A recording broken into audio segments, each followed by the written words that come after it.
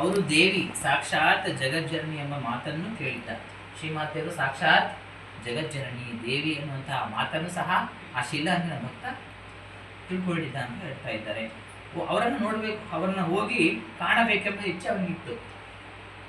ಯಾರಿಗೇ ಆಗಲಿ ಕಾಣ್ಬೇಕನ್ನುವಂಥ ಇಚ್ಛೆ ಅಷ್ಟು ಸ್ವಲ್ಪ ಬರಲ್ಲ. ಅವ್ರು ನಂಗೆ ಅದನ್ನೇ ಗುಡ ಸರ್ ಹೇಳ್ತಾ ಇದ್ರು, ಯತೀಶ್ರೀ ಏನು ಇವತ್ತು ರಾಮಕೃಷ್ಣ ನಿಮ್ಗೆ ಕಳಿಸಿದ್ದಾರ, ಇಷ್ಟು ವರ್ಷ ಯಾರು ಬರಲಿಲ್ಲ, ನಾನು ಯಾರಿಗೂ ತೋರಿಸ್ಕೊಳಕ್ ಹೋಗ್ಲಿಲ್ಲ, ಇವತ್ತು ಯಾಕೋ ಶ್ರೀ ರಾಮಕೃಷ್ಣರು ಹೊರ ಜಗತ್ತಿಗೆ ನಾನು ಕಾಣಬೇಕು ಅಂತ ಏನು ಅವ್ರ ಇಚ್ಛೆ ಆಗಿದೆ ಗೊತ್ತಿಲ್ಲ, ನಿಮ್ಮ ಮನಸ್ಸು ಬಂದಿದೆ ಅಂತ ನಮ್ಗೆ ಹೇಳ್ತಾ ಇದ್ರು. ಅವ್ರು ಇಂಗ್ಲೀಷ್ ಚೆನ್ನಾಗಿ ಮಾತಾಡ್ತಾರೆ, ಗುಡ ಸಾಬ್ ಅವರು ಇಂಗ್ಲೀಷ್ ಭಾಳ ಚೆನ್ನಾಗಿ ಮಾತಾಡ್ತಾರೆ. ಇಂಗ್ಲೀಷು ಕನ್ನಡ ಅಷ್ಟು ಸ್ಪಷ್ಟವಾಗಿ ಮಾತಾಡೋರು. ನಿಜ ಮುಸ್ಲಿಮ್ಸೇ ಅನಿಸ್ತದೆ. ಅವ್ರ ಗಂಡ ಹೆಂಡತಿ ಇಡೀ ಕುಟುಂಬ ಅವ್ರು ಹೆಂಗೆ ಹೇಳ್ತಾರೆ ಹಂಗೆ, ಅವರು ಕರಿಬಸವೇಶ್ವರ ಹೆಂಗೆ ಹೇಳ್ತಾರೋ ಹಂಗೆ ಅವ್ರು ಎತ್ತಿಡು ಪೆನ್ ಎತ್ತಿಡಿ ಅಂದರೆ ಹೇಳ್ತಾರೆ, ಇಲ್ಲ ಹೇಳಲ್ಲ ಅಷ್ಟೇ. ಅದು ಎಲ್ಲೊಟ್ಟು ಅಲ್ಲೇ ಇರುತ್ತೆ. ಅಷ್ಟು ಶರಣಾಗತ್ತೆ, ಅಷ್ಟು ಅವ್ರು ಏನು ಹೇಳ್ತಾರೆ ಅದಕ್ಕೆ ಓಕೆ. ಅವ್ರ ಅಜಯ ಹೇಳಿದ್ರೆ ಮಾತ್ರ ಹಿಂಗೆ ಹೋಗ್ಬೇಕು ಅಂತ ಹೇಳೋದು. ಅವ್ರ ಮನೆಗೆ ಯಾವಾಗ ವ್ಯಾನ್ ಇದೆ, ಆ ವ್ಯಾನಾಗ ಅವ್ರ ಮಗನ ಚಿಕ್ಕ ಮಗನ ಕರ್ಕೊಂಡು ಹೋಗ್ತಾರೆ ಎಲ್ಲಿಗೆ ಹೋಗ್ಬೇಕಂತ. ಇಲ್ಲಾಂದರೆ ಕೆಲವು ಟೈಮ್ ನಾವು ಕರೆದಿರ್ಬೋದು ಬನ್ನಿ ಅಂತ, ಆದರೆ ಅಜ್ಜ ಇಚ್ಛೆ ಆದರೆ ಮಾತ್ರ ಹೋಗೋದು. ಅಜ್ಜ ಒಪ್ಪಿಗೆ ಕೊಟ್ಟರೆ ಮಾತ್ರ ಹೋಗೋದು. ನಾನು ಅಂದೆ ಅಜ್ಜ ಯಾವ ಬರೋದು ಬೆಳಗ್ಗೆ ಯಾವಾಗ ಹೇಳ್ತಿ ಕೊಡ್ತಾ ಇದ್ದೆ, ಇಲ್ಲ ಯಾವಾಗಲೂ ಮನಸ್ಸು ಸ್ಮರಣ ಆಗ್ತಿದೆ. ಮಾತ್ರ ನೀವು ಮಾತಾಡ್ತೀನಿ, ನನ್ನ ಮಾತುಗಳು ಹಂಗೆ ಮಾತಲ್ಲ, ಅಜ್ಜ ಏನು ಮಾತಾಡ್ತೀನಿ. ಹಾಂ ಯಾವಾಗಲೂ ಸ್ಮರಣ ಆಗ್ತಾ ಇರುತ್ತೆ. ಅವ್ರು ಅದೇ ಭಾವದಾಗ ಇರ್ತಿದ್ದು, ಅದೇ ಭಾವದಾಗಿ ನಾನು ಆಯಿತು, ನಾನು ಭಗವಂತ ಆಯಿತು ಅಷ್ಟೇ. ನಾನು ಯಾರ ಥರ ಬೆಳವಾಡವಪ್ಪ, ನನ್ನ ಭಗವಂತ ಅಷ್ಟೇ ಬೆಳವಾಡ. ಅಷ್ಟು ಸರಳತೆ ಮುಗಿದಿದೆ, ಅಷ್ಟು ವಯಸ್ಸಾದರೂ ಮಗುವಿನಂಥ ಮನಸ್ಸು. ಅವರು ದೇವಿ ಸಾಕ್ಷಾತ್ ಜಗಜ್ಜನನಿ ಎಂಬ ಮಾತನ್ನು ಕೇಳಿದ್ದ. ಹೋಗಿ ಅವರನ್ನು ಕಾಣಬೇಕೆಂಬ ಇಚ್ಛೆ ಅವನಿಗಿತ್ತು. ಆದರೆ ಅವನಿಗೊಂದು ಸಂಶಯ, ಈ ಮಾತುಗಳಲ್ಲಿ ಸತ್ಯವೆಷ್ಟು ಉತ್ಪ್ರೇಕ್ಷೆ ಎಷ್ಟು?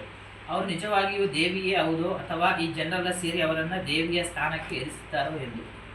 ನಾನು ಇಷ್ಟೊತ್ತು ಹೇಳಿದ್ನಲ್ಲ, ಯತಿಶಯ ಹಂಗೆ ಅಂತ ಬಂದ್ಬಿಡುತ್ತೆ ಸಹಜವಾಗಿ ಮನಸ್ಸಿನೊಳಗೆ ಭಾವನೆಗಳು.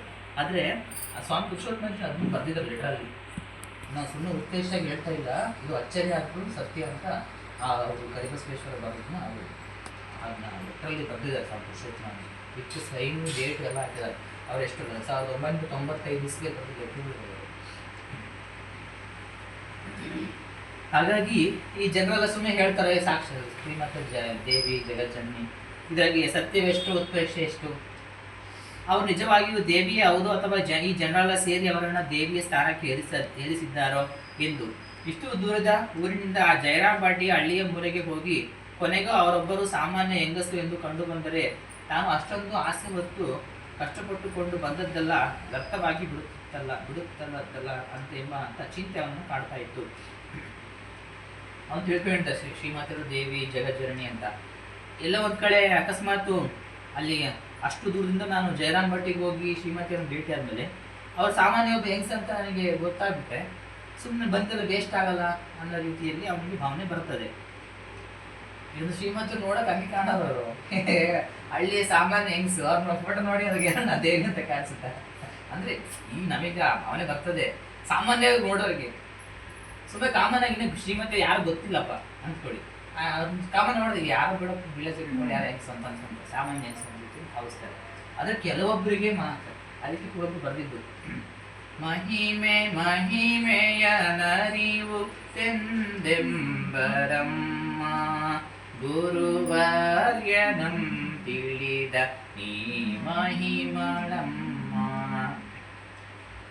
ಒಬ್ಬರ ಮಹಿಮೆ ನಮ್ಗೆ ಅರ್ಥ ಮಾಡ್ಕೋಬೇಕಾದ್ರೆ ಇನ್ನೊಬ್ಬ ನಮ್ಮಲ್ಲೂ ಆ ಮಹಿಮೆ ಇರಬೇಕು.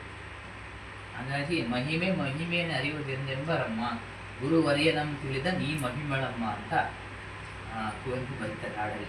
ಶ್ರೀ ಶಾರದಾ ದೇವಿ ಹೇ ಮಹಾಮಾತೆ ಶ್ರೀರಾಮಕೃಷ್ಣ ಗುರುದೇವ ಸಂಪ್ರೀತಿ ಹಾಡಲ್ಲಿ ಬರೀತಾರೆ.